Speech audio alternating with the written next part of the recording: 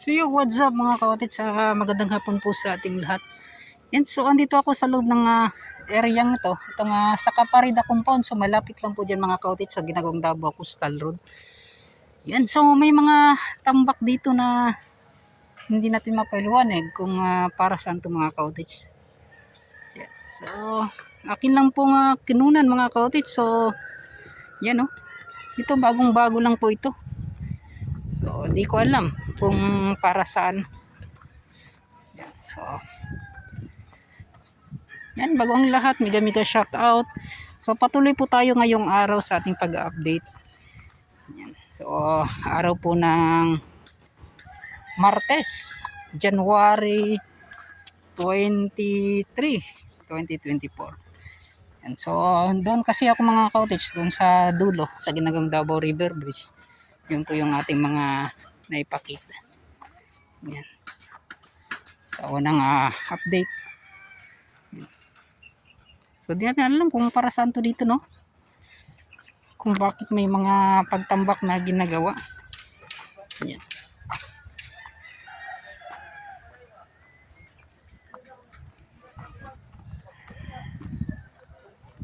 So yun mga kaotit, sa palabas na po tayo. So maghahanap tayo ng ibang update na pwedeng nito. Pwede ko tangyan. Bagay sumpay ba? So dito banda. Ayan. So yun, maraming salamat. Let's go. Yo, what's up mga cottage? Yan. So andito pala tayo ngayon sa may Ikulan. Yan mga cottage, sa may terminal na po ito mga cottage. Yan. So may ginagawa din pala silang yan pag parang yung mga lumang kalsada na po ay kanilang pinalitan yan at pinaganda.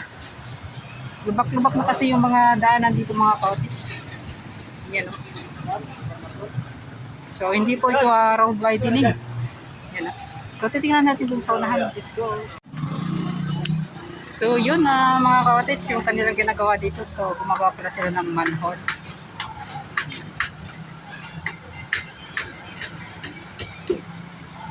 So yun, ito po sa may Ikulan Terminal. So at banganing City Hall of Justice, Davao City.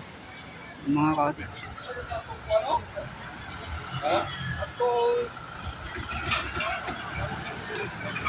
So doon pala banda mga cottage sa may yung update ko, yung tinambak doon sa may Caparida Compound sa Ginagawang Davao Coastal Road. So yun po ay mga lupa na galing po doon sa Ginagawang Davao Coastal Road. So doon lang po yun itinambak. So wala pong mga na gagawin or mga establishment na gagawin doon. So yung mga lupa, so doon lang po talaga inilagay.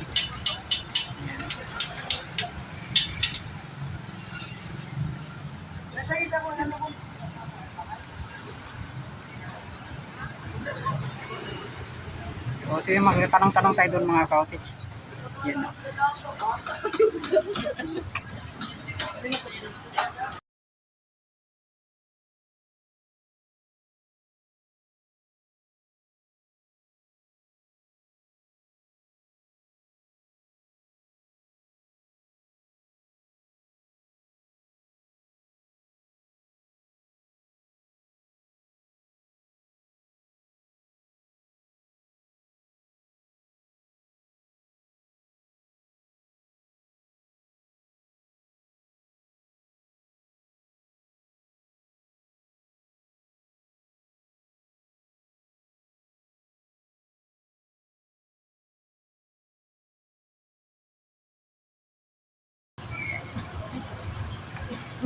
So gumagawa sila ng manhole.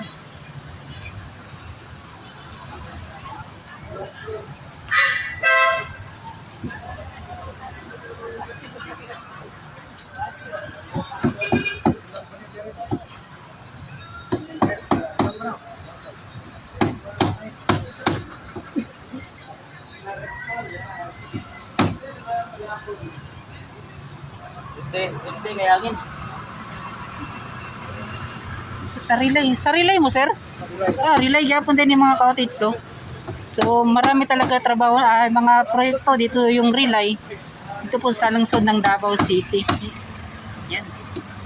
So kahit nga doon sa ginagawang pagpaganda sa ROAS mga kaotits, yung sa park, relay din yung nakakuha ng pag-subcon doon or pag-contract doon mga kaotits. Yun. So mega shoutout pala sa relay company.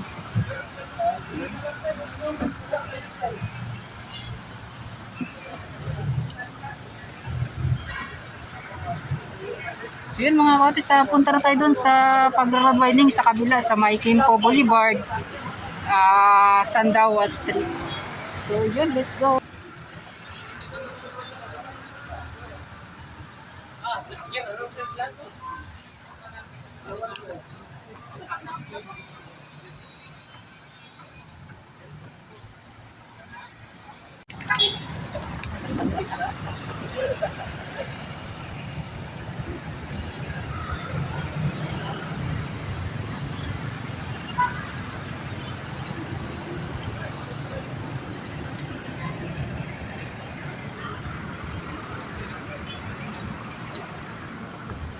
Yo, what's up mga kaotits, magandang hapon po sa ating lahat.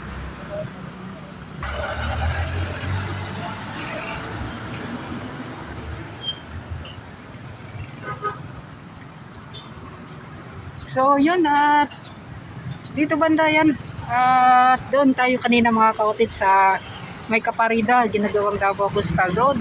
Diyan sa may terminal, Ecolan.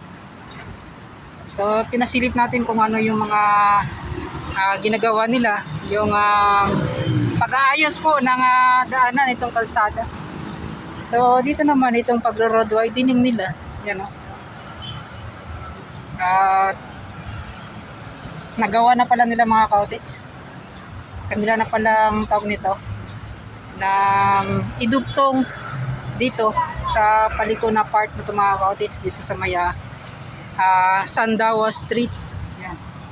So dito po, itong daan na to, ito po yung talagang matraffic, itong Quimpo Boulevard. Yun. So pag ganitong oras talaga, nagsisiksikan po yung mga sasakyan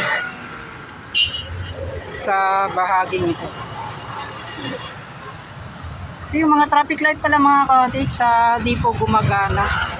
Kaya may nakita tayong CTT Info na gumaguide po itong mga nagdaraang mga sasakyan, dumaraang sasakyan. So doon pala mga kaotits, sa unahan may may checkpoint yung LTO, yun o.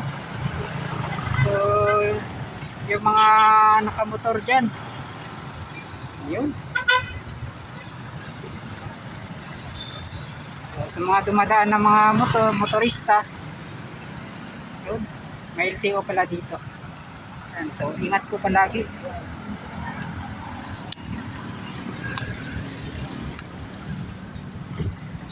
So ito yung road widening nila na ginagawa. So medyo patapos na po, kasi yun nga po yung mga daanan ay may mga buhos na talaga. So parang dito lang po na part na to, yung palikunan niya, yung hindi pa nila natatapos. Yan o.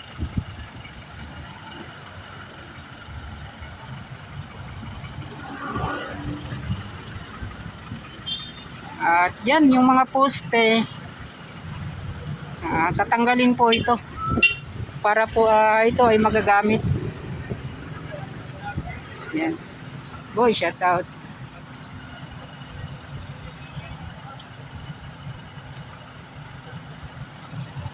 So yan o, napaka-traffic. Hanggang doon po sa malapit na sa Bolton Bridge yung traffic dito.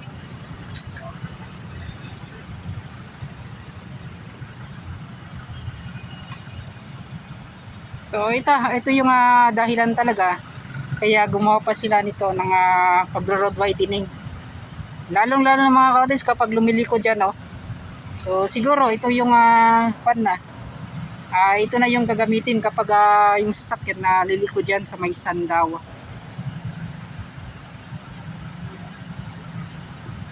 So maluwang na mga cottage, kahit na ganyan maluwang na mga cottage, maluwag na itong daanan, parang kulang pa ata sa tingin ko. Yan oh.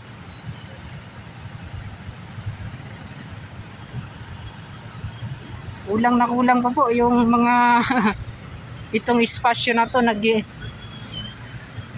espasyo na ginawang pag road widening. Yan yung traffic ko, na sobrang init po ng panahon.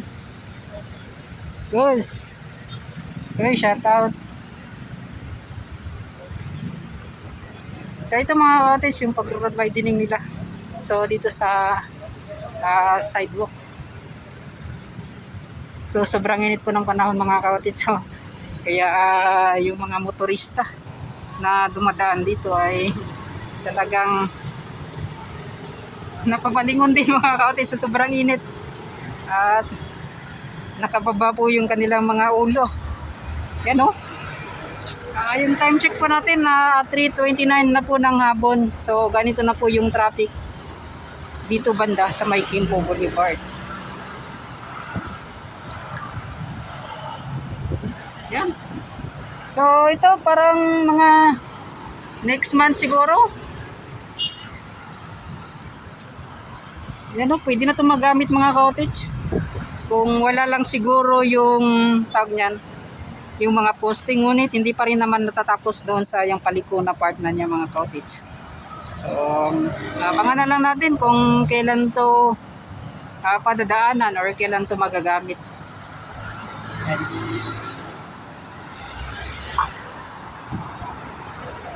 Sira kasi yung kondon, yung traffic light mga cottage.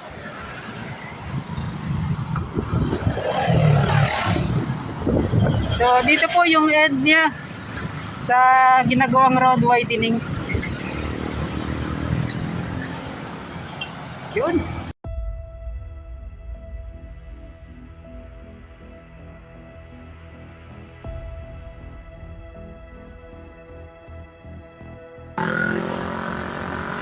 Kita po niyo yung traffic na nandito. So yun o. Andun na po sa dulo nitong Bolton Bridge. So yun po yung dahilan mga cottage, kaya po yung road widening na ginagawa doon. So dahil po sa traffic na nararanasan dito po sa bahagi po ng Quimpo Boulevard. So tingin po nyo mga cottage, kaya po yung style ko sa ating pag-update ay tuloy-tuloy, napuputol lang po dahilan po sa ating mga ginagawang pag-upload. Yan.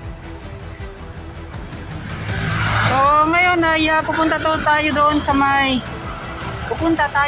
sa may Davao River. Yan o. Andun na talaga sa may Bolton Bridge yung traffic.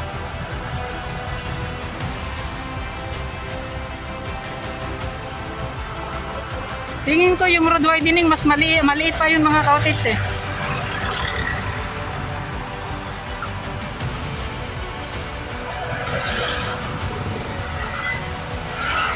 Yan o.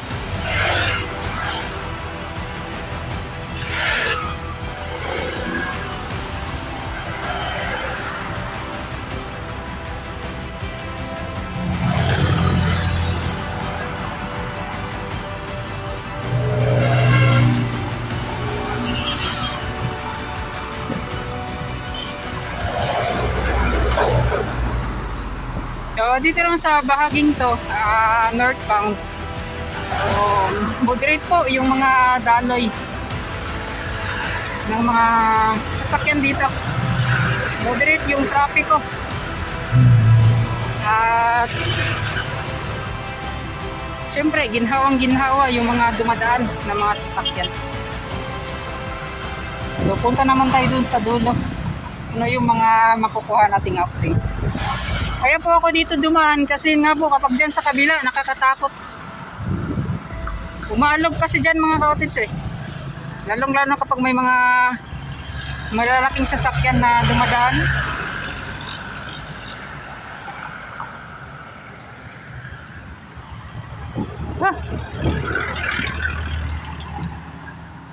So yun po yung Pel Crossing Kelcris Centrale na malapit na pong matapos.